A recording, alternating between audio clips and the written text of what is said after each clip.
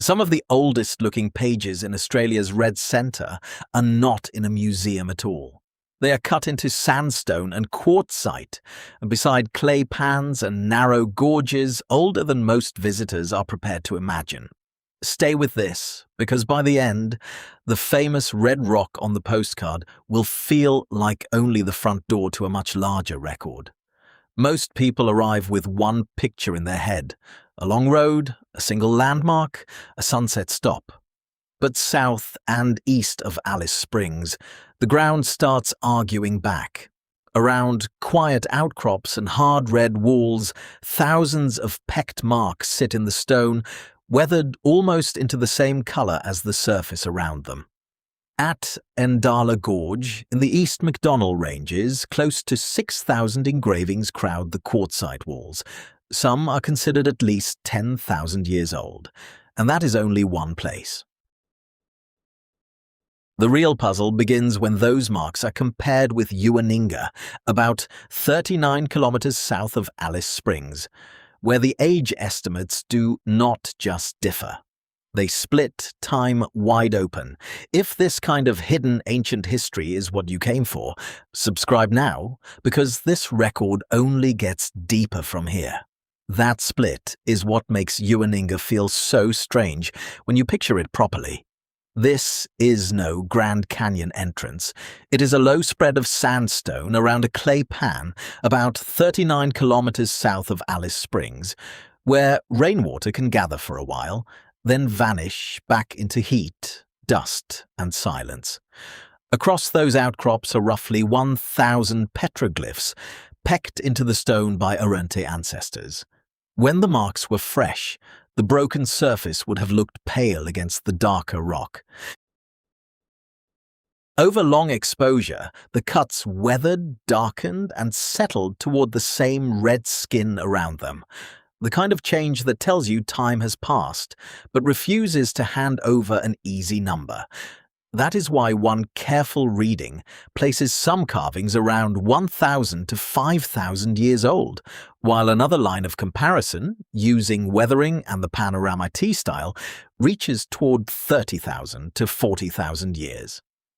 A gap of about 35,000 years sits between those estimates, and the stone, quietly, gives both sides something to argue with.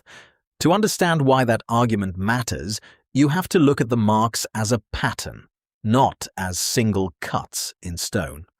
Across Central Australia, many of them belong to what researchers call the panorama T style: tracks, circles, spirals, and lines that seem to radiate outward, made by careful blows rather than a brush.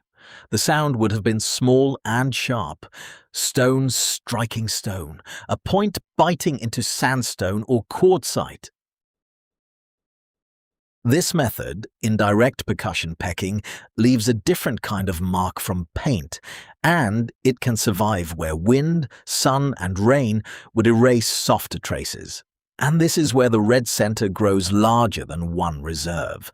The same visual family has been documented from at least 13,000 years ago, and some forms of the practice continue within living Aboriginal communities today. That continuity changes the whole feeling of the evidence. Because if the shapes at Ewaninga and the walls at N'Dhala are part of a wider tradition, then these places are not isolated puzzles. They may be fragments of a much older map of memory. If those places are fragments of a wider memory, N'Dhala Gorge is where the scale of it starts to press in. The walls narrow around you in the East MacDonnell Ranges, and the rock feels harder here, sharper under the hand, with heat coming back off the quartzite like breath from an oven. Close to 6,000 engravings have been recorded in this gorge. That number matters, because density changes the question. A single mark can be missed, a few marks can be called scattered traces, but thousands gathered along stone walls begin to feel like repeated return. Like people came back to this corridor again and again across generations. The oldest engravings here are considered at least 10,000 years old. Around them are animal tracks, circles, lines, and other forms that echo the same pattern seen elsewhere in the red center. The eye wants to sort them quickly, but the gorge slows you down, because the deeper you move through those quartzite walls, the more one problem grows. If so much was carved here, what was important enough to keep bringing people back? The question cannot be answered by counting marks alone. At N'Dhala, the gorge gives you pressure and enclosure. At Ewaninga, the clay pan gives you open sky, flat light, and the smell of hot dust after water has gone. Two very different landforms, yet the stone carries signs that seem to speak across distance. Ewaninga, or N'Dhala, sits about 39 kilometers south of Alice Springs, with around 1,000 petroglyphs spread over sandstone outcrops. N'Dhala holds close to 6,000 in the East MacDonnell Ranges. One place feels like a basin where people could watch water appear and disappear. The other feels like a passage cut through hard country. Together, they change the red center from a tourist backdrop into a working record of movement, return, and knowledge. But there is a line here that matters. Some meanings belong to the Arrernte people and other custodians, and they are not ours to open like a display case. So, the puzzle sharpens. If outsiders can see the marks, but not possess all their meanings, what exactly are scientists allowed to know from the stone? The limit is part of the evidence too. Around these sites, respect changes the way the story has to be told. A camera can catch a groove in stone, and a researcher can describe its shape, its surface, its weathering. But the full place of a mark inside Arrernte knowledge may sit beyond public explanation. That does not make the science weaker, it makes it more careful. At Ewaninga, the red outcrops around the clay pan hold roughly 1,000 pecked figures, and the ground itself feels quiet enough that a passing driver might never slow down. At N'Dhala, the quartzite walls crowd close, and the old cuts catch shadow when the sun tilts across the gorge. Researchers work with what the stone can openly show: repeated forms, aging surfaces, tool marks, position in the landscape, and comparison with the wider Pan-Narromite style. The rest belongs to living custodianship, not guesswork, and that is where the famous places finally return to the story. Because Uluru and Kata show what happens when ancient evidence is still tied to law. The link between ancient evidence and living law is easiest to miss, because Uluru and Kata are so famous they can flatten everything around them. People know the outline, they know the photographs, they know the red shape rising from the plain. But for Anangu, this is part of a country held through Chukulpa, a system of law, responsibility, story, and place that is still active today. The land around Uluru and Kata has been occupied for at least 30,000 years. The number pulls the famous landmark back into the same deep-time world as the overlooked engravings near Alice Springs.